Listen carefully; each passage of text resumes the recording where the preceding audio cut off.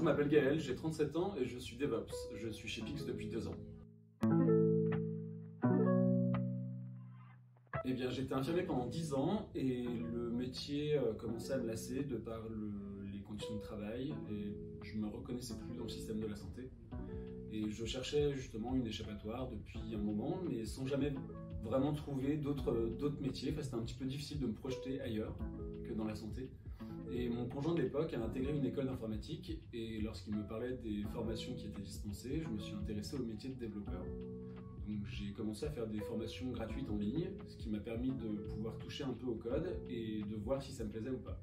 Et vu que j'ai bien accroché, j'ai intégré une école pour faire une formation de développeur full stack qui s'est terminée par 4 mois de stage que j'ai fait au sein de Pix. Voilà comment j'ai rencontré Pix.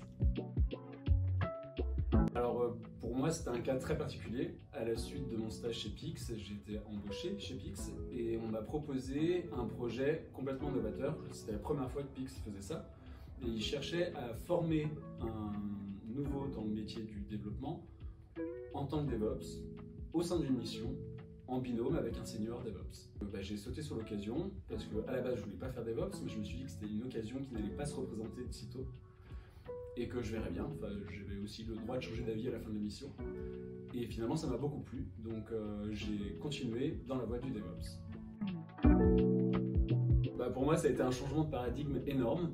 Il a fallu déjà redevenir étudiant à 34-35 ans, reprendre la logique, beaucoup travailler la logique et surtout travailler sur des niveaux d'abstraction que je ne connaissais pas jusqu'à maintenant.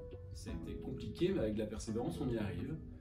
Et également, changement de paradigme aussi au niveau du rythme de vie, parce que je suis passé d'un métier extrêmement physique à un métier vraiment très sédentaire. Et il a fallu adapter aussi ma vie perso en fonction de ça.